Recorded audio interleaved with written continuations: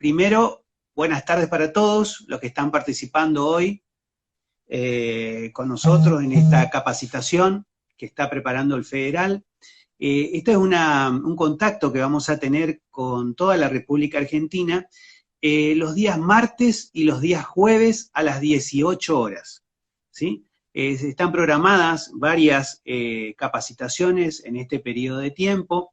Vamos a aprovechar este periodo de aislamiento y de estar un poco más tranquilo para aprovechar y analizar y estudiar un poquito más a fondo aquellos actos, ¿sí? Actos jurídicos que normalmente uno no tiene, no es que no tenga en cuenta, sino que muchas veces no es usual el tratamiento en algún congreso o alguna charla en particular. Como es el caso de hoy, que lo va a decir el doctor Vitali, que es los actos indirectos del 385.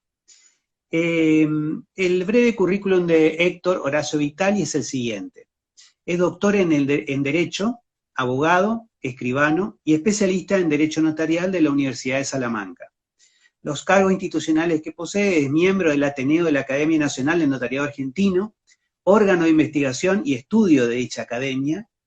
Posee también una actividad docente, porque es director de la carrera de notariado en la UCAC de Paraná, es titular de la Cátedra de Derecho Notarial de la Universidad Católica de Santa Fe, sede Posadas, y ha escrito varios artículos en revistas especializadas y es autor de 3 libros. Subasta judicial de bienes registrables, la cual fue galardonada con el premio José María Moreno, primer premio, que es el máximo lauro notarial del país en el bienio 2007 y 2008. También el libro Derecho Registral Inmobiliario, y el tercer libro es el Derecho Notarial, una sistematización de sus fuentes teóricas y legales. Es una obra galardonada también con el premio José María Moreno, primer premio del bienio 2017 y 2018. Así que, Héctor, me presento yo, que no me presenté, por ahí no me conocen, es probable. Soy el escribano Sarkis Rocaber, Juan es mi nombre, soy de la provincia de Misiones, pertenezco a la Junta del Consejo Federal del Notariado Argentino, y le dejamos ahora con Héctor para hablar de este tema muy interesante, como le decía hoy unos minutos antes, muy interesante, de los actos jurídicos directos. Apretame en el vivo, así veo el tiempo, Juan. Ahí, vos ponés en el rojito, le ponés el dedo en vivo y empiezo a ver el tiempo. Muy bien. Listo. Primero quiero agradecer al Consejo Federal del Notariado por la oportunidad que me da de hablarles a ustedes y darles una charla sobre un tema en particular. Es una oportunidad muy, muy agradable para mí. Obviamente a Juan Sarkis Rocaber por la amistad que nos une. Compartimos la cátedra de Derecho Notarial en la Universidad Católica de Santa Fe, sede Posadas.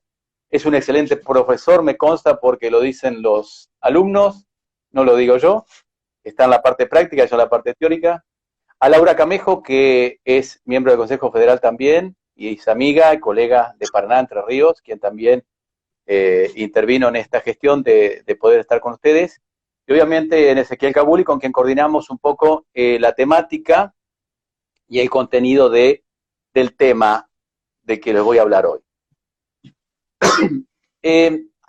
Quiero aclarar un temita previo, que es que se me convoca para dar una clase acerca de temas prácticos. Y yo tengo la idea de que hay una idea un poco aberrante de la práctica. Yo me pasaba cuando era estudiante que me decía, nos falta práctica, tendríamos que estar en un estudio jurídico, ir más a tribunales. Y es cierto que es importante la práctica, no me cabe la menor duda. Pero yo soy de los que sostienen y defienden a rajatablas que no hay nada más práctico que una buena teoría. Y voy a tratar de demostrarlo. Lo voy a demostrar con un par de ejemplos que si algunos son alumnos míos, lo van a escuchar ya hasta el hartazgo, ¿no? Estas hartas repeticiones de ejemplos que yo doy, pero que me parecen gráficos, hasta que no tenga un ejemplo mejor, lo seguiré repitiendo. Y una muestra clara del carácter práctico que tiene una buena teoría es el ejemplo, por ejemplo, de un médico. Imaginemos un médico que estudió anatomía, pero no estudió mucho, no le gustaba mucho, y entonces está haciendo la guardia, sus primeras guardias en un hospital, y cae un accidentado, una emergencia. Entonces, tiene que operar. Entonces, él tiene dos alternativas. Opera a riesgo del paciente y de él, por la responsabilidad que le va a caber, con posibilidad de matarlo al paciente, o llama a un colega y le dice, venía a asistirme porque me queman las papas. Evidentemente, es lo que solemos hacer cuando nos queman los temas, tenemos que dar una solución al problema. Y yo sostengo que el derecho es una sociotécnica de carácter conceptual. Para mí el derecho no es ciencia, es una sociotécnica, y tiene una característica que se expresa a través de conceptos que reflejan algo de la realidad social regulada, valiosa y regulada por el orden normativo. Y doy otro ejemplo, que también siempre doy en clase, pero me parece gráfico. Imaginemos que nosotros somos abogados, vivimos en un piso de departamento y tenemos dos vecinos. Uno es propietario, el otro es locatario. Uno es poseedor, el otro es tenedor. Uno está unido a la cosa por un derecho real, el otro por un derecho personal. El vínculo que une al propietario es un negocio jurídico causal con aptitud transmisiva expresado en una escritura pública, en el que consta una compraventa, al cual le ha seguido el modo. El título le sigue un acto material que es el modo. El otro, un derecho personal que está cristalizado en un contrato de locación, que puede tener firmas certificadas o no. Si uno mira y se pregunta, ¿dónde está la posesión? ¿Dónde está la tenencia? ¿Dónde está el derecho real? ¿Dónde está la obligación? ¿Dónde está el modo? ¿Dónde está el Estado, por ejemplo? Y no paguen impuestos, ya van a saber. Es decir, el derecho expresa a través de conceptos y postula a través de conceptos relaciones sociales y explica mediante un argot especial un universo de realidades que solo nosotros vemos y se condicen obviamente con una práctica social valiosa regulada por el orden normativo. Es decir, la realidad no le dice nada a nadie. Todo lo que se ve, gran parte de lo que vemos, lo vemos a través de una lente, y esa lente es la lente teórica. Si no tenemos un mínimo de base teórica y se nos presenta un caso, un problema, ni siquiera nos lo vamos a poder plantear.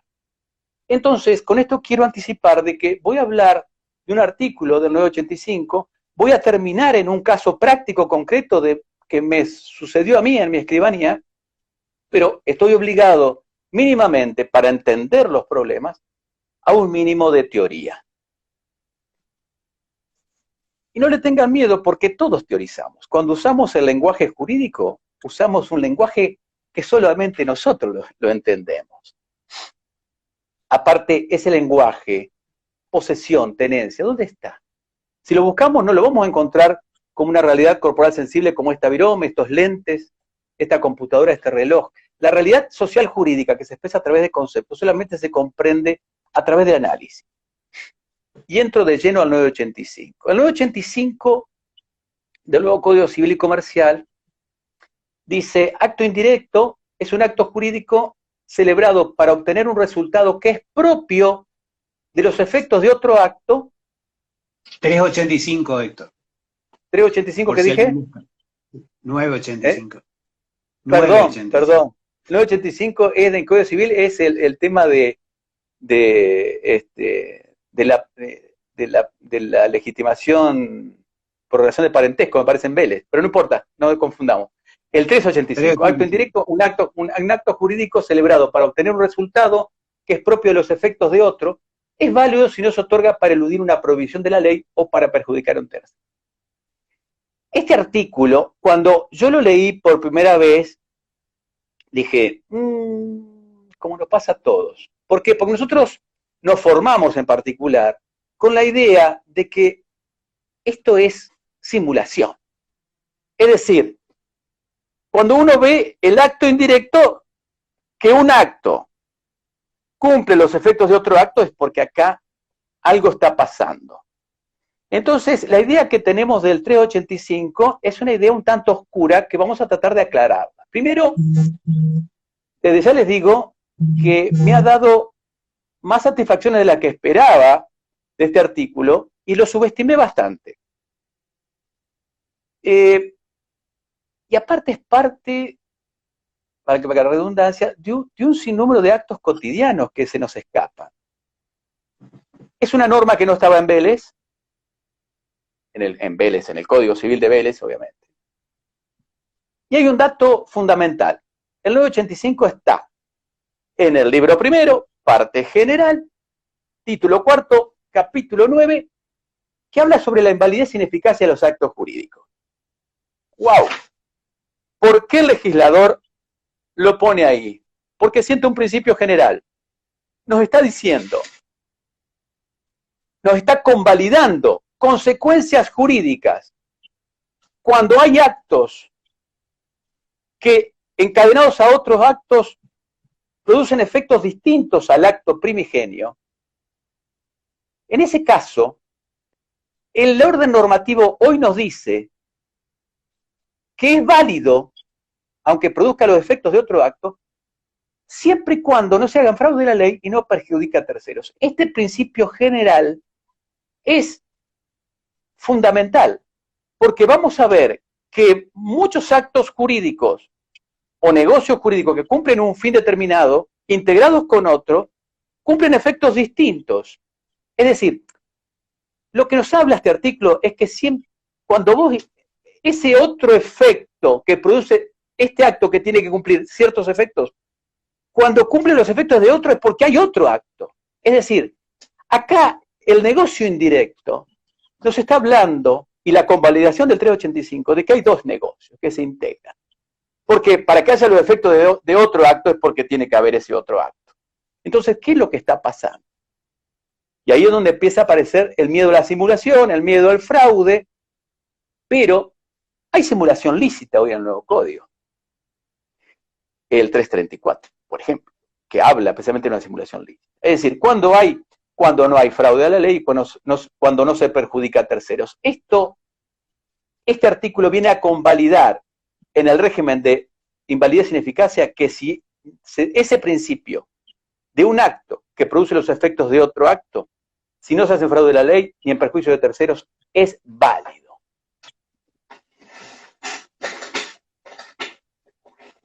Anticipo que la idea de negocio jurídico indirecto, que está en el título de esta convocatoria, de esta charla, es una expresión elíptica, porque no existe el negocio jurídico indirecto. Lo que existen son efectos indirectos que se producen en los negocios típicos. Es decir, lo que es indirecto es el efecto que puede producir un negocio típico en relación o en conexión con otro negocio jurídico con el que se encadena. Y hay un dato histórico que me gusta rápidamente mencionar, porque llegar al 385 como se llega en el nuevo Código Civil es un avance, es una evolución, aunque no se advierta. ¿Por qué? Porque históricamente ya la idea de negocio indirecto ya lo planteó Jhering, estudiando el derecho romano, donde advertía la posibilidad de que la integración de negocios produjeran efectos distintos sin que eso fuera simulación.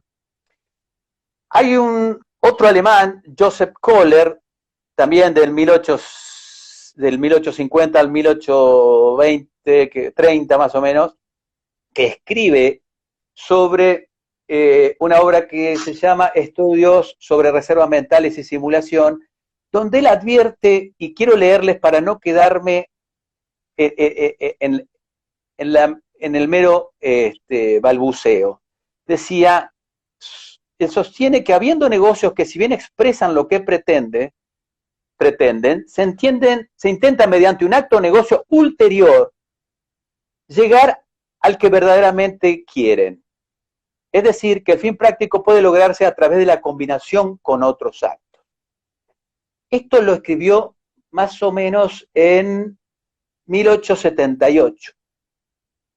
Ya en 1905, Cariota Ferrara, habla sobre el negocio fiduciario y sobre el efecto indirecto u oblicuo. Tulio Ascarelli, el negocio indirecto en las sociedades comerciales. 1931, seguimos avanzando. Ya la doctrina empieza a advertir que esto se va dinamizando, que la complejidad de los intercambios y negocios va exigiendo a su vez la integración de negocios y que los negocios típicos en combinación con otros empiezan a producir efectos de los más variados, de los más combinados. Y hay otro italiano, ya en el 53, que escribió El negocio jurídico indirecto, Rubino Domenico. Domenico es el nombre, Domenico Rubino, en realidad vamos a decirlo bien, que escribe lo siguiente y conceptualiza el negocio indirecto diciendo que es un resultado de aspecto jurídico exactamente individualizado, ajeno al negocio utilizado en el caso concreto, y que cuando este negocio ha recibido completa ejecución, sustituirá en todo o en parte al resultado inmediato del mismo, o sea, de aquel. Esta definición, ténganla en cuenta porque ya van a ver cuando demos el caso que nos ocupa, que explica con claridad lo que yo resolví de alguna manera en el caso práctico que traigo como final o broche, digamos, de esta charla. Es decir, esta evolución lleva a sostener a que el nuevo código actualmente en el 2000 y pico venga a decirnos de que cuando un acto jurídico que tiene que producir determinados efectos produce los efectos de otro, porque se combina con otro, es válido si no se hace en fraude de la ley y en perjuicio de terceros. Esto es muy interesante. La pregunta es si es una categoría autónoma o no. Yo digo que no, precisamente porque está tratada en el régimen de la invalidez sin eficacia. No creo que sea una categoría autónoma. No podemos hablar de negocios jurídicos indirectos. En realidad, los negocios jurídicos típicos pueden tener efectos indirectos, pero que el efecto indirecto pueda ser considerado como que porque hay efectos indirectos, hay un negocio jurídico indirecto, me parece una actitud sinegdótica. Es tomar a la parte por el todo, es tomar el efecto como si fuera una categoría negocial y solamente es el efecto. Es decir, es una elipsis que usamos cuando decimos negocio jurídico indirecto. En realidad estamos hablando de los efectos indirectos de ciertos negocios típicos en su combinación con otros negocios. Esto es importante. Hay tendencias a considerar un negocio autónomo, como lo plantea Ascarelli. Massineo sostiene de que no.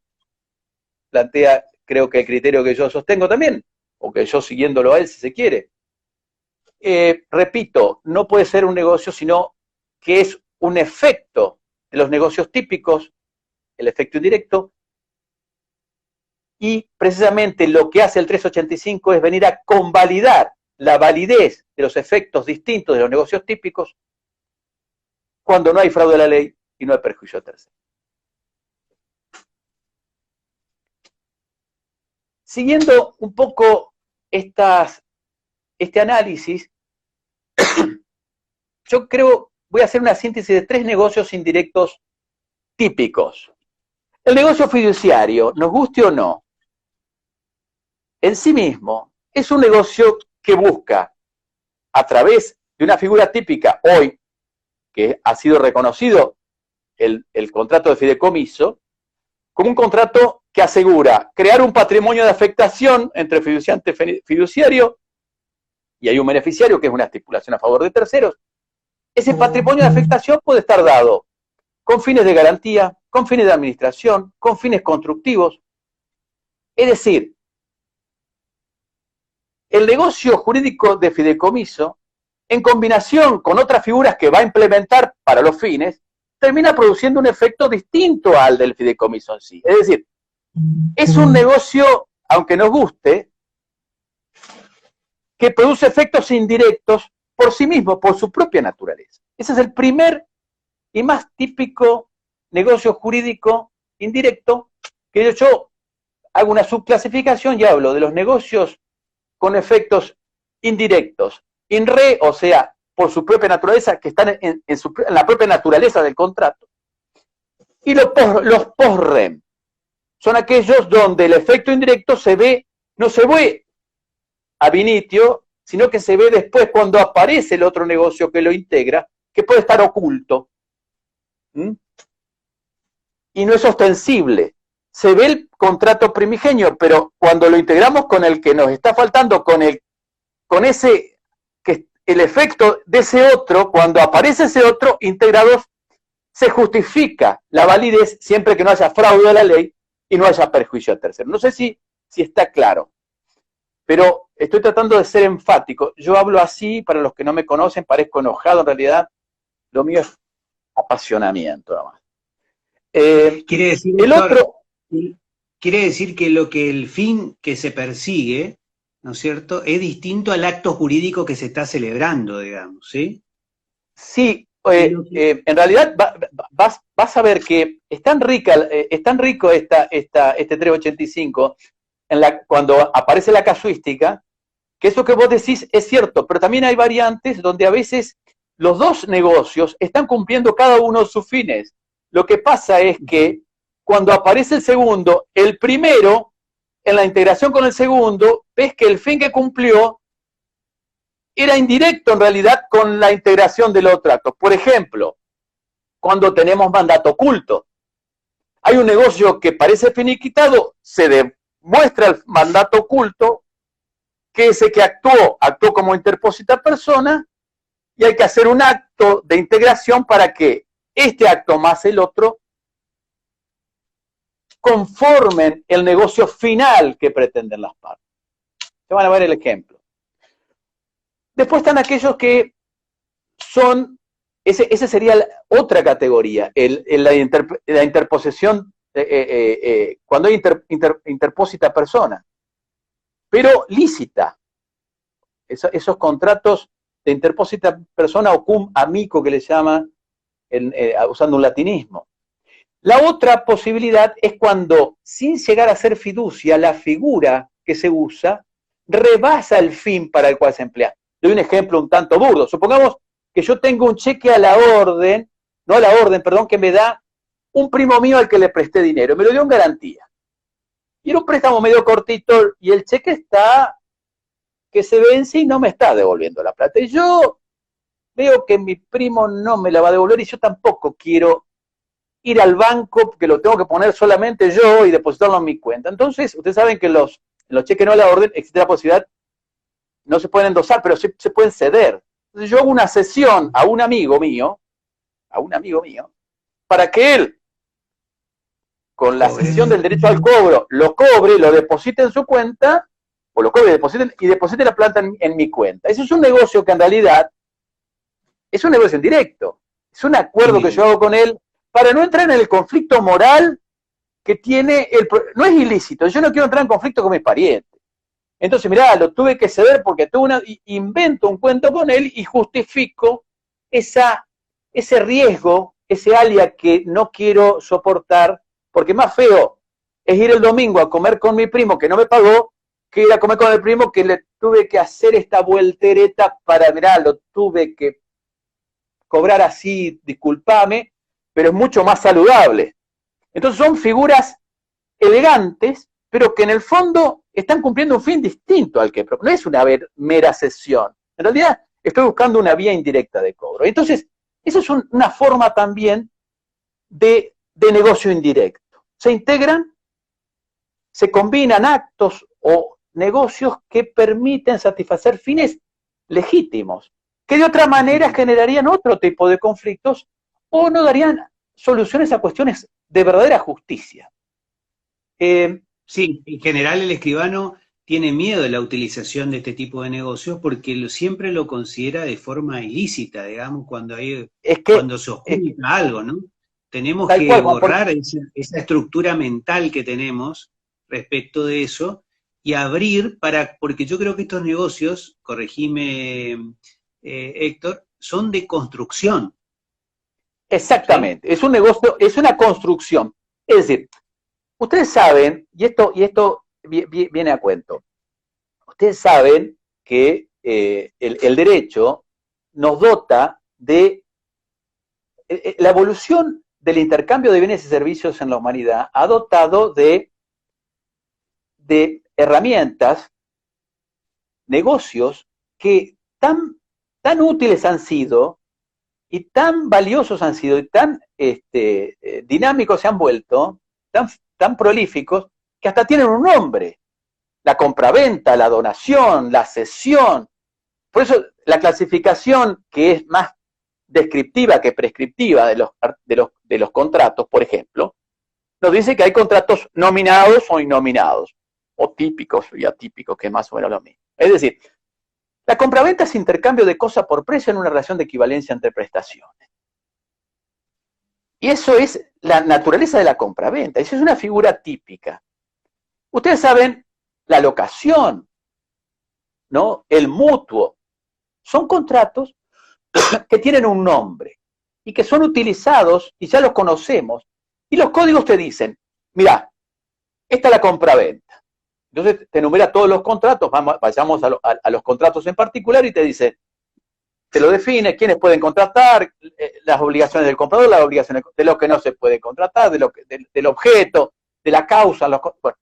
Es decir, nos da lineamientos de mínima, nos da la estructura, pero después deja librado a cada uno de nosotros que llenemos ese contenido negocial con normas de autorregulación de intereses, lo que llamamos autonomía de la voluntad. ¿Y por qué? Porque en el fondo el legislador advierte que yo te puedo dar el esquema negocial, la estructura, el tipo, pero yo no puedo saber qué tipo de contrato vas a celebrar, qué contenido le vas a dar.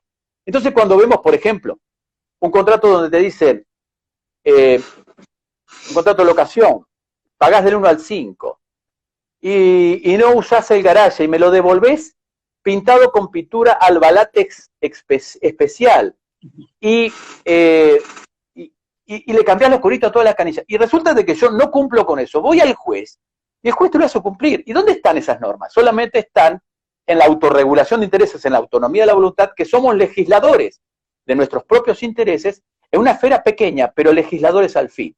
Es decir, esa potestad legislativa que tenemos en la esfera de los contratos es propio precisamente de la dinámica de los negocios. Y en ese juego de la autorregulación de intereses puede pasar de que nosotros articulemos uno o más negocios lícitamente para lograr fines que el negocio en estado puro no nos satisface. Exacto.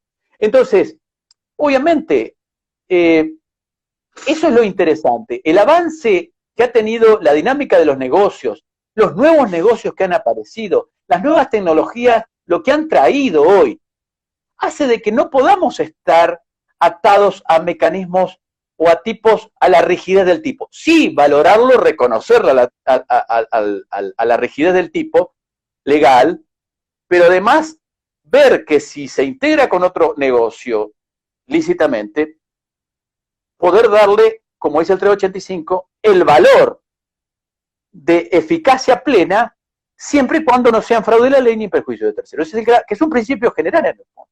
El 385 viene a sentar un principio de validez de esa combinación de actos que se nos presenta a menudo. Sí, es como y en la cual tenemos que dejar de ver ese esquema tradicional que uno tiene, ¿no es cierto?, en la mente, de estructurar eso, ¿no es cierto?, para poder aplicar determinados actos jurídicos para que tengan un fin distinto del que esos actos jurídicos fueron pensados. Exactamente. Entonces, fíjate vos, ahora vamos a entrar al caso concreto, al ejemplo que me pasó a mí en la escribanía y que me parece que es atractivo porque corrobora este análisis teórico que venimos desarrollando, si es que se ha entendido y no sé si está claro, cualquier cosa me hacen preguntas y agotamos dudas, sino que corrobora definiciones como las que di de Joseph Kohler, Kobler y la de, van a ver la que dio el italiano, a ver si lo encuentro por acá, Domenico Rubino, y ya van a ver que es así. El ejemplo concreto, hagamos un viaje imaginario por mi escribanía, una escribanía no muy grande, atractiva, linda, cómoda, confortable, y hoy estoy teniendo unos problemas con la lluvia, ya después les contaré, pero el tema es el siguiente. Me llaman por teléfono, me dice el escribano, le habla tal persona, me recomendó su nombre, la abogada tal, me dijo que usted me puede resolver este problema. Bueno, esas recomendaciones hacen atractivo el tema porque uno se siente como importante, pero no hay que entrar en jactancia. Dije, bueno, a ver cuál es. Le doy cita, supongamos un miércoles, da igual el día. Viene él acompañado de una mujer, uno, supongo, la esposa. Entonces me dicen, mire, escribano, el problema que tenemos es el siguiente. Despliega en una carpeta un montón de papeles, obviamente, escritura pública, antecedentes, planos, boletos, boletas de impuestos, todo eso que traen en las carpetas, bastante ordenadita, y me dice, mire, yo tengo esta escritura de compraventa que se hizo hace pocos años, y yo estoy como comprador. Pero la verdad es que el dinero lo puso ella, mi compañera, las mejoras, eso compramos el terreno, las mejoras las introdujo ella, y yo vengo de un divorcio de mi primer matrimonio con 2 hijos, ella viene de un divorcio de su primer matrimonio con una hija, y nosotros de la unión convivencial hace unos cuantos años tenemos 2 hijos más.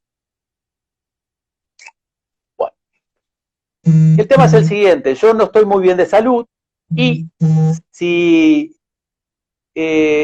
yo me muero, esta insinceridad de este negocio que yo oculté por una cuestión práctica que ya le voy a comentar, estaría abriendo la vocación sucesoria de mis hijos y excluyendo a los verdaderos herederos, que son nuestros hijos más la hija de ella, que a la sazón vive con nosotros, es decir, conforma nuestra familia y el grupo familiar en el que convivimos en la casa. Entonces, ¿qué salida me da usted, escribano? Entonces, pregunto, yo ya, mi cabeza estaba para invitarlos a, que después sí, le pedí tiempo también, les pedí un tiempo, me tomé trabajo, casi un mes y medio para definir la estrategia en la redacción escrituraria y demás, escritura que tengo por acá. Así que después se las voy a más o menos, no leer obviamente, sino describir la estructura. Entonces, yo advierto automáticamente que acá hay un negocio indirecto. Pensé en el 385 casi en forma mecánica. Y pensé en el mandato oculto de 1320 y 1321. Mandato sin representación. Porque de hecho eso hacía. Entonces le dije, pero ¿por qué, señora, usted no puso a nombre suyo? La verdad, escribano, porque mi divorcio, a diferencia del divorcio de él, fue un divorcio conflictivo. Yo tuve más problemas que soluciones y me asesoraron mal. Me dijeron, mirá, si estás bien con tu compañero, poné todo a nombre de él, tienen un hijo, quédese tranquilo, pero evita poner cosas a tu nombre hasta que esto se termine. Muy bien. Yo dije, porque uno piensa automáticamente, ¿por qué lo puso a nombre de él? Acá esta mujer debe tener un problema legal, una cuestión fiscal, ha tenido algún emprendimiento, ha salido de garante y todas esas cosas que entramos a pensar en un negocio. ¿Por qué? Y realmente ustedes piensan mal, y yo también pensé mal, Pero empiezo, obviamente, como abogado del diablo, a pedir pruebas. Y empiezo, dígame, ¿usted tiene cómo demostrar capacidad económica? Yo soy la que tengo capacidad económica por varias razones, escribano. Mientras yo ya estaba separada, de hecho, de mi primer matrimonio, del divorcio en trámite que tenía en ese momento, y ya con mi ex marido íbamos vendiendo propiedades, y una inmueble de calle Paraguay, no sé, número tanto, 300 y pico, nos repartimos la plata, mitad y mitad. Yo con esa plata, si usted se fija la fecha del boleto que está a nombre de él, es casi ahí. Un mes, dos, está dentro del año la compra del inmueble, del terreno. Yo soy maestra con mucha antigüedad y tengo muy buen sueldo. Él es monotributista y tiene trabajo, no tiene trabajo. Podemos acreditar que él, su historia económica es mucho más débil que la mía. Yo puedo acreditar claramente capacidad para haber comprado el terreno, para hacer las mejoras, y él no. Muy bien, pruebas.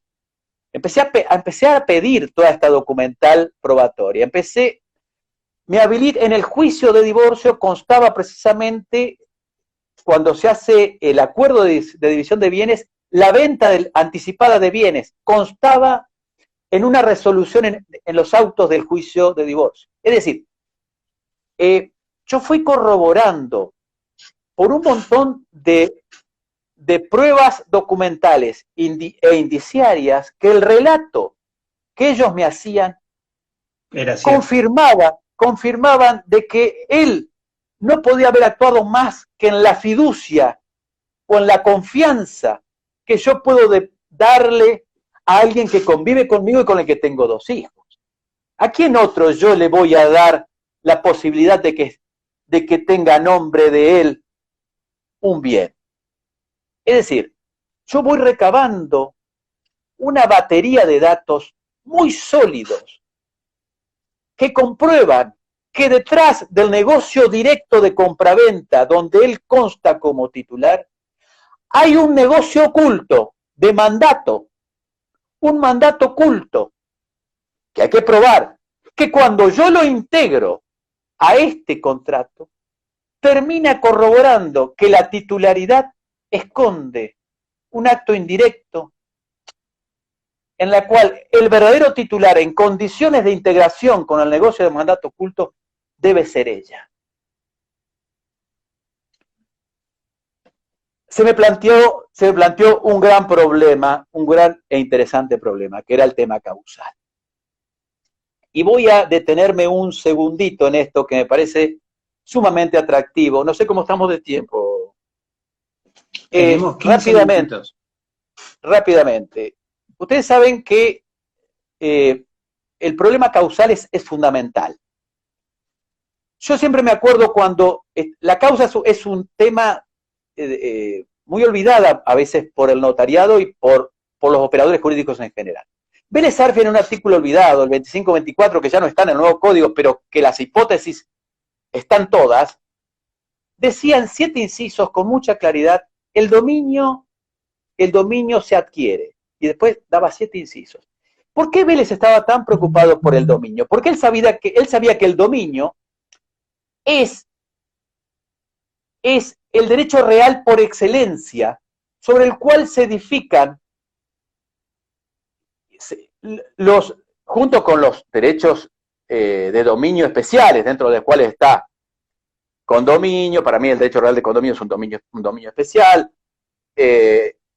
Para mí propiedad horizontal es una forma de dominio especial. Esto está discutido, pero no me cabe la menor duda, al menos yo lo sostengo así. Superficie es una forma de dominio especial, etc. Es decir, sobre el dominio y sus formas especiales se edifican los derechos reales de disfrute, usufructo, uso, habitación, servidumbre, y los de garantía, hipoteca. Es decir, como una queops jurídica sobre el dominio se construyen el resto de las categorías de los derechos reales. Es decir, el dominio es el derecho real por excelencia, pero no hay ningún bien, ningún derecho, nada que tengamos nosotros, de los bienes que tengamos nosotros, que no obedezca a una causa legítima de adquisición. Y Vélez, en 7 inciso, dice, el dominio se adquiere. Apropiación, ejemplo, caza, pesca, o un ejemplo más doméstico, yo voy por la calle y encuentro un lavarropas, que no es robado ni perdido, lo cargo a mi camioneta con un fuerte dolor de espalda, después llego a mi casa, lo enchufo y anda. Si el derecho hubiese dicho que las cosas abandonadas por su dueño son del fisco o el municipio en el cual fueron abandonados, yo hubiese cometido delito de hurto. Pero el derecho legitima la apropiación como una, si no es robado ni perdida, como una causa legítima de adquisición. La accesión, recordemos, 2 anillos, uno de oro, otro de plata, el orfebre se equivoca, son de distintos dueños, mezclan. Ya no se puede distinguir la nueva especie. ¿De qué es la nueva especie? El nuevo anillo. ¿Del dueño del oro o del dueño de la plata? El mayor valor define, decía Vélez, y dice el nuevo código. Si el mayor valor es oro, el del dueño del oro, si el mayor valor es plata, el del dueño de la plata, sin prejuicio de indemnizar el menor valor. El otro ejemplo, transformación o especificación. Ejemplo típico, Miguel Ángel Bonarotti, que toma un mármol que no es de él, es de los Medici, y sacando lo que sobra aparece la Pietà. ¿De quién es la nueva especie? ¿Del dueño del mármol o del especificador? Del especificador, sin perjuicio de pagar a los Medici el valor del mármol. Es otra forma, pasa con los automotores, con Ford Motor Argentina cuando hace un vehículo.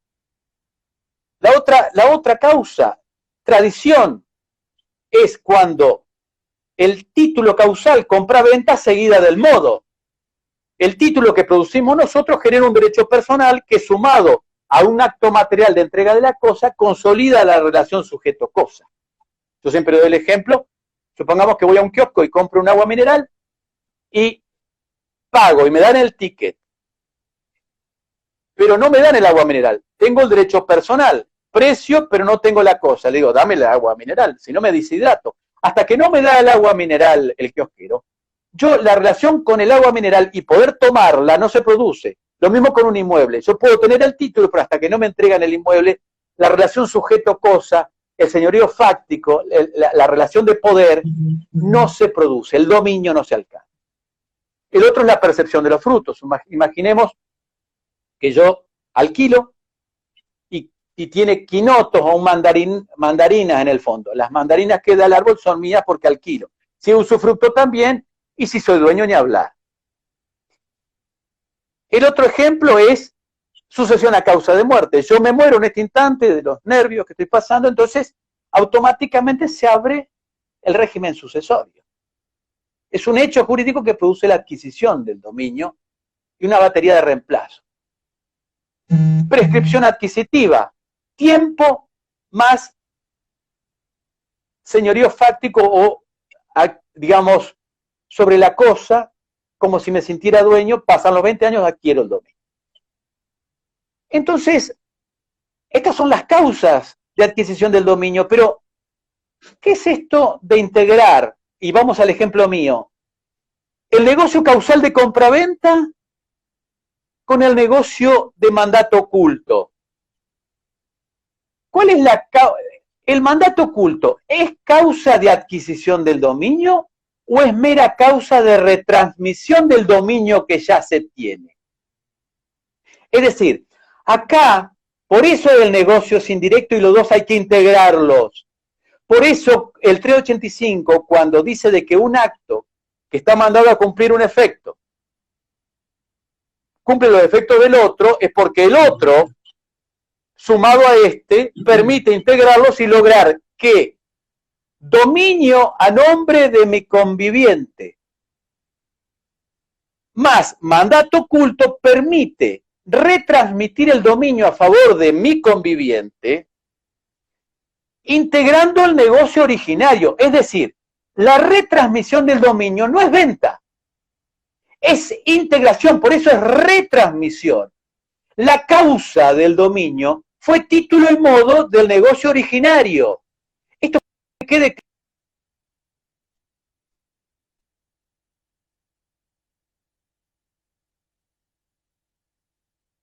un análisis. Es decir, Esa es de la esencia del negocio indirecto. Integrar negocios de modo tal, como en el caso que me ocupa a mí, que la venta que hizo Juan y Pedro, cuando Pedro es el conviviente de esta señora que realmente puso la plata, que fue la mandante, que lo hizo de muy buena fe, mal asesorada, sin fraude a la ley y sin prejuicio a terceros, le hago que él, en rendición de cuentas del 1334 del mandato oculto, por reenvío,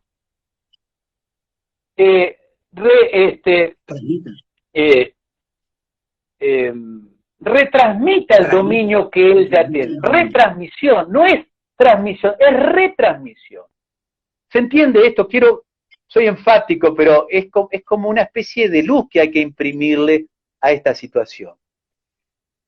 Entonces, ¿cuál fue mi escritura? Mi escritura tiene el epígrafe siguiente: retransmisión del dominio en cumplimiento de rendición de cuentas por mandato oculto o sin representación, y entre paréntesis puse negocio indirecto. Comparece, bueno, obviamente, escritura número tanto, la ciudad de Paraná, fecha, lugar, comparecencia en bloque, y primer ítem, 1, mandato oculto o sin representación. Y hago un relato de los hechos. A. En el B, prueba testimonial. C, prueba documental. Y una vez que yo acredito, mediante elementos bastante objetivos, la existencia del mandato oculto, procedo en el punto 2 a la retransmisión del dominio, rendición de cuentas y retransmisión del dominio. Y el conviviente le retransmite el dominio que él tiene en cabeza de su mujer. Automáticamente, en una escritura simultánea posterior, hago una donación a favor de los 2 hijos y de la hija de su primer matrimonio, y esto todo lo mando a inscribir al registro. Preguntas: ¿paga ITI? ¿Paga sellos? ¿Qué preguntita? Y yo ahí, esto es una cuestión ya pragmática. ¿Qué hice yo?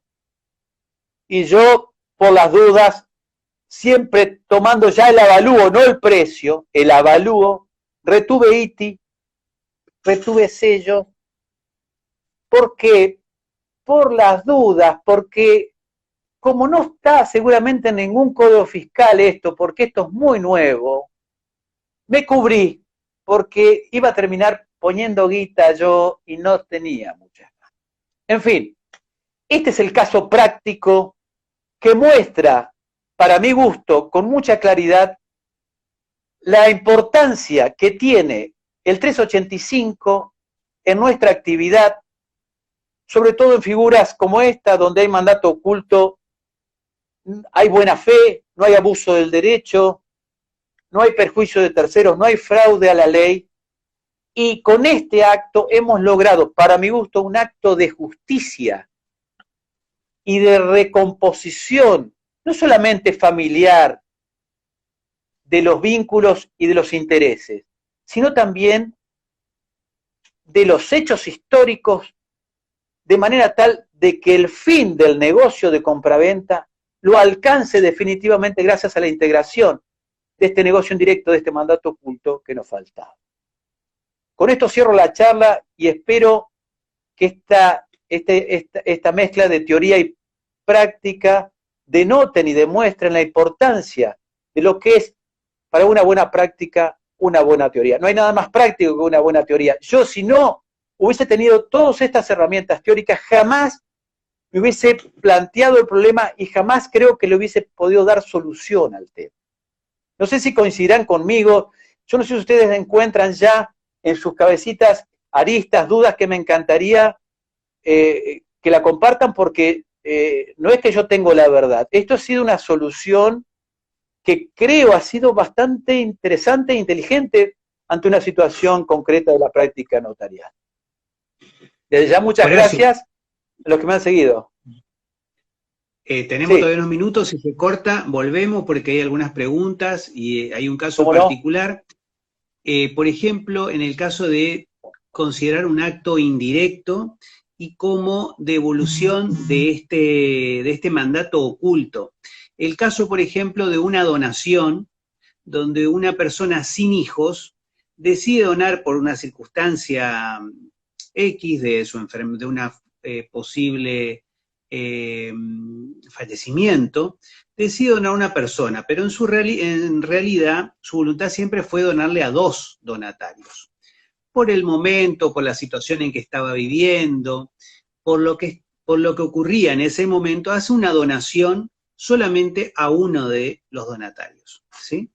Pasado el tiempo, no corrió riesgo su vida, decide que llevar a cabo esa donación, ¿sí? Que es que ambas personas sean beneficiarias de su inmueble para después de su fallecimiento, reservándose siempre ella el usufructo, ¿no es cierto? La escritura antecedente es una donación de nuda propiedad con la reserva de usufructo a favor de un donatario. ¿Es posible aplicar como acto indirecto y retransmitir, en realidad no a la donante, sino transmitir, en virtud de ese mandato oculto, el donatario, el 50% indiviso que tenía de esa escritura a favor de ese segundo donatario que pretende la donante que también esté beneficiado con el inmueble? Es interesante el planteo. Se podría, a ver, me parece que la vía de análisis iría por ahí, porque ya es un negocio cerrado, es decir, el donante ya está como desinteresado de alguna manera. Es como le pasaba al vendedor en el ejemplo que yo di. A mí me frega, yo cobré, di el modo, cobré, mi interés era intercambio de cosas por precio, título, me diste la plata, yo te di la cosa, buenas noches. Si hay mandato oculto y yo no me enteré, yo tengo buena fe, yo no tengo nada que ver. A mí no me vuelvan a llamar, a mí no me vuelvan a llamar.